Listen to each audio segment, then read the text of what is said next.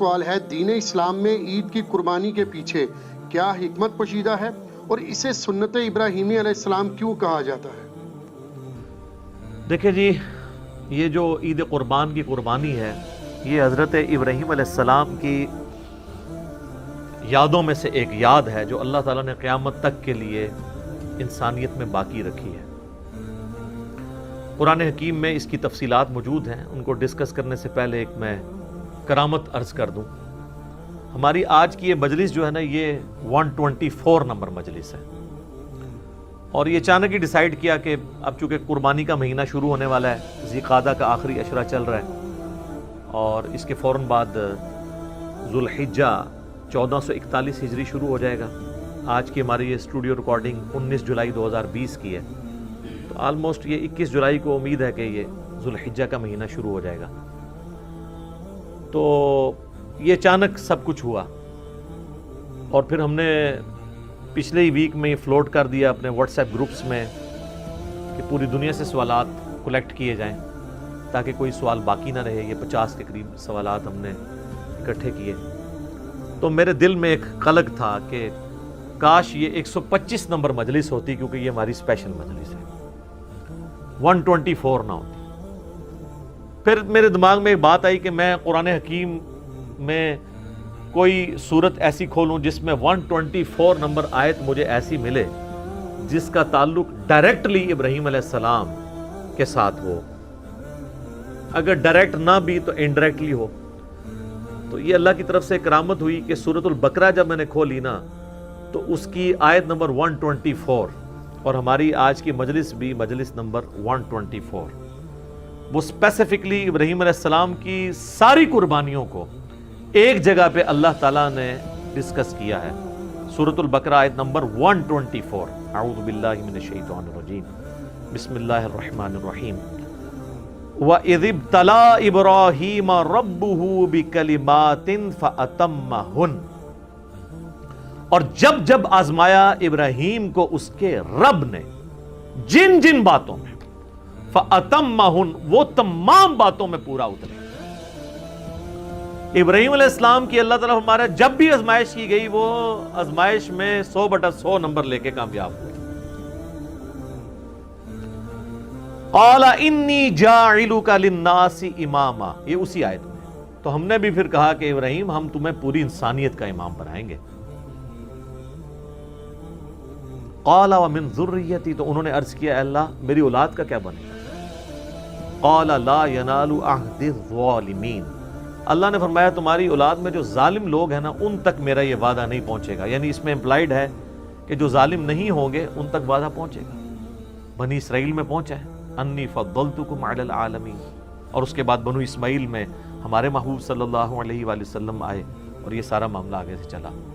ہم یہ کہتے ہیں ہم دین ابراہیمی کے اوپر ہیں۔ نبی علیہ السلام کو جس دین کی پیروی کا حکم دیا گیا وہ دین ابراہیمی ہے۔ ملت ابیکم ابراہیم وسماکم المسلمین من قبل وفی ھذا، پیروی کرو ابراہیم علیہ السلام کی ملت کی جس نے تم سے پہلے ہی تمہارا نام مسلم رکھ دیا تھا، اور اللہ نے بھی اس قرآن کے اندر تمہارا نام مسلم رکھا ہے۔ تو ابراہیم علیہ السلام کی زندگی قربانیوں سے پر ہے، اس میں کئی ایک واقعات ہیں جو ہماری اس شریعت کا حصہ ہیں، مختلف عبادات کی رسومات کے طور پہ۔ انہی میں سے ایک عبادت جو ہے وہ حج کی عبادت بھی ہے، اور اس میں اللہ تعالیٰ نے قربانی کی سنت کو قیامت تک کے لیے باقی رکھا۔ اسپیسیفکلی تو یہ حج والوں سے ریلیٹڈ ہے۔ اب جو لوگ حج کے لیے نہیں جا سکتے، صاحب استطاعت نہیں، تو ان کے لیے پوری دنیا میں سنت ابراہیمی کو جاری کر دیا گیا عید قربان کی قربانی کی صورت میں۔ تو اس کے پیچھے جو اللہ تعالیٰ نے ایک ظاہری سبب بنایا حضرت ابراہیم علیہ السلام کی قربانی کا، اس کا ذکر سورہ الصافات کی آیت نمبر 100 سے آنورڈ موجود ہے۔ پارہ نمبر 23 کے اندر ابراہیم علیہ السلام کے اس واقعے کا ذکر ہے جس کی وجہ سے یہ سنت باقی رکھی گئی، اس میں اس کا ذکر بھی آ جائے گا۔ ابراہیم علیہ السلام کے بارے میں اللہ تعالیٰ فرماتا ہے کہ جب وہ اپنی قوم کو چھوڑ کے اتنی قربانیوں کے ساتھ نکلے، ہجرت انہوں نے اختیار کی، تو انہوں نے اللہ کے حضور دعا کی، ربی حب لی من الصالحین، اے میرے رب مجھے صالحین میں سے اولاد عطا فرما۔ 87 ایئرز ایج ہو چکی ہے ابراہیم علیہ السلام کی، بے اولاد ہیں، 87 سال عمر، بیوی بھی بڑھیا ہو چکی ہے، 80 پلس ہے، اب وہ اللہ سے دعا کر رہے ہیں اللہ مجھے اولاد دے. 87 سال کی عمر میں ان کو اولاد ملتی ہے اور وہ بچہ جب 12 سال کا ہوتا ہے چلنے پھرنے کے قابل ہوتا ہے ان کے ساتھ. ابراہیم علیہ السلام کے بڑھاپے کا سہارا 99 ایئرز ان کی ایج ہو چکی ہے. اس وقت اللہ تعالیٰ کی طرف سے ایک حکم آ جاتا ہے انتہائی آزمائش والا. تو اللہ تعالیٰ ہمارا فبشرناہ بغلام حلیم، ہم نے انہیں ایک حلم والے بچے کی بشارت دی، بڑا صابر بچہ تھا. فلما بلغ معہ السعی، جب وہ ان کے ساتھ چلنے پھرنے کے قابل ہوا، یعنی 12 سال کی اس کی عمر ہوئی. اب یہ بچہ کون سا ہے اس میں اختلاف ہے. ایٹ لیسٹ مسلمانوں میں اہل سنت اور اہل تشیع تو اس پہ متفق ہیں آلموسٹ آج کی ڈیٹ میں کہ یہ حضرت اسماعیل علیہ السلام ہے جن کی نسل سے ہمارے محبوب صلی اللہ علیہ وآلہ وسلم پیدا ہوئے. لیکن اہل سنت میں ہی ایسے ائمہ ہیں جو یہ مانتے ہیں کہ اس سے مراد حضرت اسحاق ہیں، اور یہودیوں کا بھی یہی موقف ہے. بلکہ المستدرک الحاکم میں آپ کو کئی ایک روایتیں بھی ایسی ملیں گی، اگرچہ ان کی سند صحیح نہیں ہے لیکن اہل سنت کی کتابوں میں تو موجود ہے. اور اس سے بھی بڑھ کر امام طبری، ابن جریر طبری جو اہل سنت کے پہلے مفسر ہیں، پہلے 300 سال کے مسلمانوں میں آتے ہیں، انہوں نے جو تفسیر ابن جریر جسے طبری کی تفسیر کہا جاتا ہے اس میں انہی آیات کے کانٹیکسٹ میں وہ تو وثوق کے ساتھ کہتے ہیں کہ ذبیح اللہ جو ہیں حضرت اسحاق ہیں. اس حوالے سے سب سے جو انٹلیکچول بحث ہے وہ آپ کو تفہیم القرآن میں ملے گی. مولانا مودودی نے قرآن حکیم کی آیات سے ڈائریکٹلی تو ظاہر ثابت نہیں ہوتا، انڈائریکٹلی قرائن کے ذریعے ثابت کیا ہے کہ موسٹ پروبیبل ذبیح اللہ جو ہیں حضرت اسماعیل علیہ السلام ہیں. اس کے باوجود ہمارے اسلاف میں بعض لوگ حضرت اسحاق کو ذبیح اللہ مانتے ہیں، جس طرح کہ یہودیوں میں. اس سے کوئی فرق نہیں پڑتا کیونکہ اس میں اصل میں بتایا جا رہا ہے کہ یہ ابراہیم کی قربانی ہے، چاہے ان کا وہ بیٹا اسحاق تھا اسماعیل تھا، اس سے کوئی فرق نہیں پڑتا. اصل ابراہیم کے لیے امتحان تھا، اسی پہ ایمفسائز کیا گیا. تو اللہ تعالیٰ ہمارا جب چلنے پھرنے کے قابل ہوا، قال یا بنیا، تو ابراہیم علیہ السلام نے کہا اے میرے بچے، انی ارا فی المنام، میں نے خواب میں دیکھا ہے. یاد رکھیے گا نبیوں کا خواب وحی الہی ہوتا ہے. بخاری مسلم دونوں میں حدیث ہے کہ نبوت کا 46واں حصہ ہے خواب. انبیاء کے خواب میں شیطانوں کو دخل نہیں ہے. انی اذبحک فانظر ماذا تری، میں یہ دیکھ رہا ہوں کہ میں تمہیں خواب میں نے دیکھا کہ میں تمہیں ذبح کر رہا ہوں، تو بتاؤ تمہاری کیا رائے ہے. اب ظاہر ہے وہ بھی نبی کا بچہ تھا، اسے پتا تھا کہ جب نبی کو خواب دکھایا گیا تو اللہ تعالیٰ پریکٹیکلی یہ قربانی چاہ رہا ہے. ظاہر ہے کہ اب وہ اس ماں کی اولاد ہے کہ جس کو بیابان میں سورہ ابراہیم میں آتا ہے کہ حضرت ابراہیم علیہ السلام ایک بالکل بیابان جگہ میں مکے کے اندر چھوڑ کے چلے گئے اللہ تعالیٰ کے توکل کے اوپر. قال یا ابت افعل، انہوں نے کہا اے میرے ابا جان کر گزریے، ما تؤمر، جس کا اللہ نے آپ کو حکم دیا. ستجدونی انشاءاللہ من الصابرین، انشاءاللہ آپ مجھے صابروں میں پائیں گے. آپ کو جو آپ کے رب کا حکم ہے وہ کر گزرے. اللہ اکبر. فلما اسلما وتلہ للجبین، جب وہ ان دونوں نے سر تسلیم خم کیا. اچھا اللہ تعالیٰ اب دونوں کا ذکر کر رہا ہے، یعنی حضرت ابراہیم بھی اور ان کا بچہ بھی، اسماعیل ہوں یا اسحاق کوئی بھی، دونوں نے اللہ کے حضور سر تسلیم خم کیا. وتلہ للجبین، اور ماتھے کے بل لٹا دیا حضرت ابراہیم نے اپنے بچے کو. ماتھے کے بل اس لیے لٹایا کہ کہیں غلطی سے میری نظر بھی چہرے کی طرف نہ پڑے اور شفقت پدری جو ہے وہ کہیں پہ ٹریگر نہ کر جائے، تو میں دیکھوں بھی نہ. وَنَادَيْنَاهُ أَن يَا إِبْرَاهِيمُ، تو اللہ تعالیٰ فرماتا ہے عین اس موقع پہ جب وہ چھری چلانے لگے ہم نے پکارا کہ اے ابراہیم قد صدقت الرؤیا، بے شک تو نے سچا کر دکھایا اپنا خواب. اِنَّا كَذَلِكَ نَجْزِي الْمُحْسِنِينَ، بے شک ہم اس طریقے سے ہی جزا دیا کرتے ہیں محسنین کو. یعنی حضرت ابراہیم نے تو اپنے بچے کی لائف اور اپنی وہ محبت سٹیک پہ لگا دی تھی، بس وہ آخری لمحہ تھا نا، ادھر تک اللہ تعالیٰ لے آیا ایج کے اوپر جا کے. ان ھذا لہو البلاء المبین، اللہ تعالیٰ فرما رہا ہے یہ بہت ہی بڑی آزمائش تھی جو ہم نے ابراہیم پہ ڈالی. یار جس کو اللہ کہہ رہا ہے کہ یہ بہت بڑی آزمائش تھی، وہ آزمائش کتنی بڑی ہے، اور اس میں حضرت ابراہیم کی کتنی تعریف بیان ہوئی ہے. اللہ اکبر. تو اللہ تعالیٰ فرما رہا ہے وَفَدَيْنَاهُ بِذِبْحٍ عَظِيمٍ، تو ہم نے اس سے فدیہ، اس کی جگہ ایک بہت بڑی عظیم قربانی کا بنا دیا، یعنی وہ آسمان سے اللہ کی طرف سے ایک مینڈا نازل ہوا۔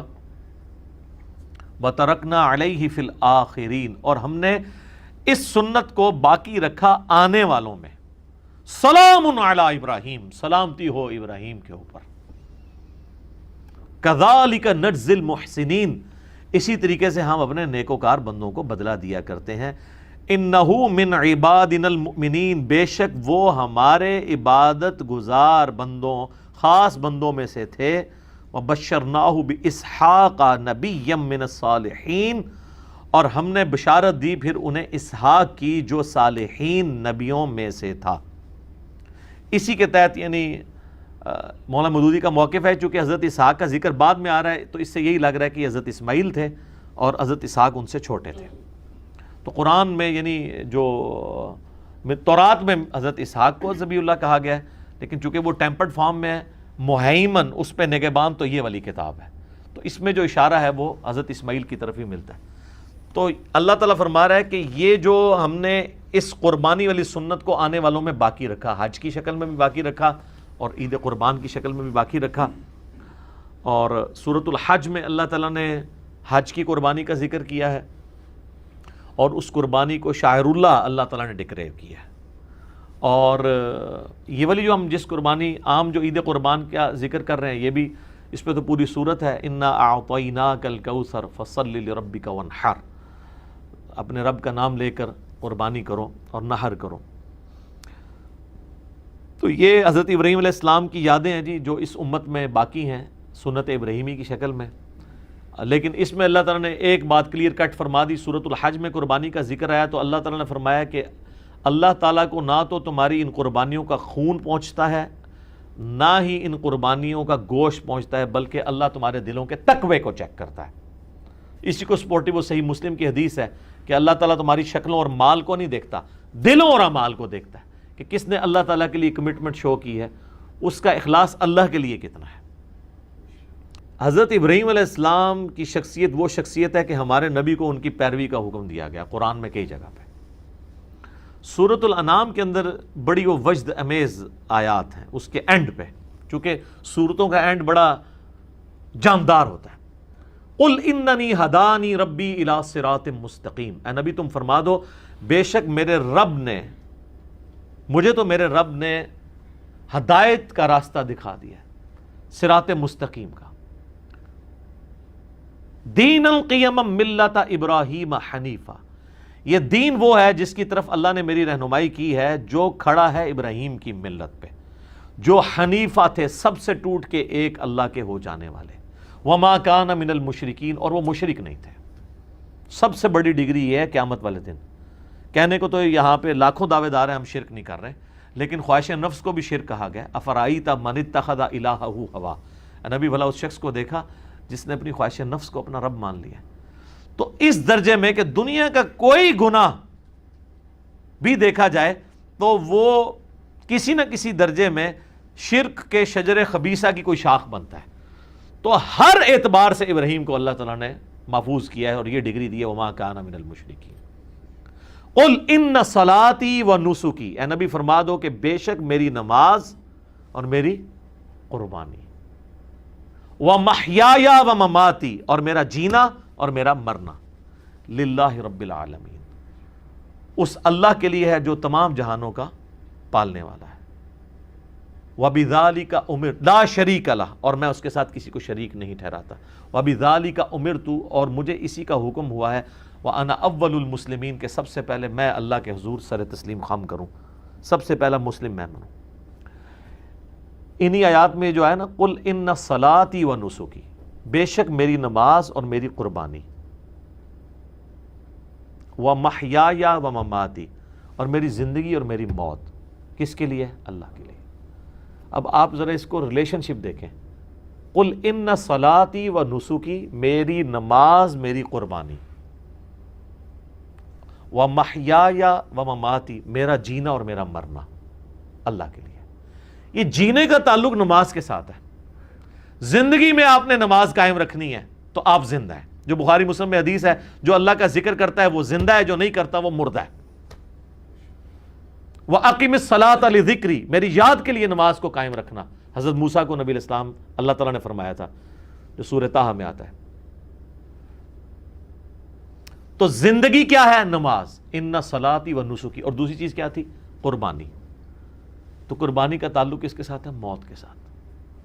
اِنَّ صَلَاتِي وَنُسُكِي وَمَحْيَايَ وَمَمَاتِي، نماز کا تعلق حیات کے ساتھ اور قربانی کا تعلق موت کے ساتھ۔ سر یہ جو آپ جانور قربان کر رہے ہوتے ہیں نا، یہ آپ یہ کہہ رہے ہوتے ہیں کہ میں اس جانور کو قربان کر کے سنت ابراہیمی کی یاد تازہ کر رہا ہوں کہ اوریجنلی تو ہمیں اپنی اولاد کو بھی اگر قربان کرنا پڑے اللہ کے لیے تو ہم کریں گے۔ یہ جانور تو ایک سمبل کے طور پہ ہے، اور اس سے بھی بڑھ کے اگر ہمیں اپنی بھی جان دینی پڑی، کیونکہ اللہ تو ادھر اپنی جان کی بات کر رہا ہے نا، وَمَمَاتِي، میری موت اللہ کے لیے، بے شک میری نماز، میری قربانی، میرا جینا، میرا مرنا اللہ کے لیے ہے جو تمام جہانوں کا پالنے والا ہے۔ تو سر قربانی کا جو فلسفہ ہے نا، یہ بڑا، یعنی حج کا ایک ایک آپ رسم کو دیکھیں نا، جو جو اس میں رسومات ہمیں سکھائی گئی ہیں، ایک ایک جو مناسک کے اندر چیزیں آتی ہیں، وہ ہر ایک کے اندر ایک پورا فلسفہ ہے۔ سب سے بڑا تو احرام ہی دیکھ لینا جی، کفن کی علامت ہے جی، آپ نے انسلے کپڑے پہنے ہوئے ہیں، کوئی غریب ہے امیر ہے، سب کا سب ایک ہی لباس کے اندر ہے، ٹھیک ہے جی۔ تو یہ تو خیر ایک ڈیٹیل طلب ٹاپک ہے، چونکہ آج ہم قربانی کو ڈسکس کر رہے ہیں۔ تو یہ اللہ کی طرف سے ایک کرامت ہوئی ہے کہ سورۃ البقرہ کی آیت نمبر 124 کیٹاگوریکلی ابراہیم علیہ السلام کی قربانیوں کو اللہ نے انڈورس کیا ہے۔ اور آپ دیکھیں سورہ نجم میں آئے تو حضرت ابراہیم کے بارے میں وَإِبْرَاهِيمَ الَّذِي وَفَّى، ابراہیم وہ ہے جو وفا کرنے والا ہے اپنے رب کے ساتھ۔ ابراہیم اللہ کے ساتھ وفا کرنے والا، تو یہ وفا ان کی ہر زندگی کے لمحے میں ہمیں نظر آتی ہے۔ تو آج یہ کرامت ہوئی ہے جی، 124 ہماری مجلس تھی، قربانی پہ ہے، ابراہیم علیہ السلام کے ساتھ ریلیٹڈ ہے۔ اور اس کے ساتھ ایک چھوٹی سی کرامت یہ ہوئی کہ ہم نے پچھلے ویک ویسے ہی ڈیسائیڈ کیا کہ جس طرح ہم نے حضرت عیسیٰ علیہ السلام کی منقبت پڑھوائی تھی، تو ہم ایک حضرت ابراہیم علیہ السلام کے اوپر بھی منقبت، مجھے شعیب بھائی نے کہا کہ اس طرح ہے میں تیار کروں، میں نے کہا جی کریں۔ تو اللہ کی طرف سے دوسری کرامت ہوئی کہ وہ آج ہی ہم نے پڑھوائی ہے وہ منقبت، جب ابراہیم علیہ السلام کا ذکر ہو رہا ہے، ان کی قربانیوں کا ذکر ہو رہا ہے۔ تو یہ دو کرامتیں اللہ کے فضل سے جمع ہوئی ہیں، لہذا ہم کرامتوں کو مانتے ہیں، منکر نہیں ہیں۔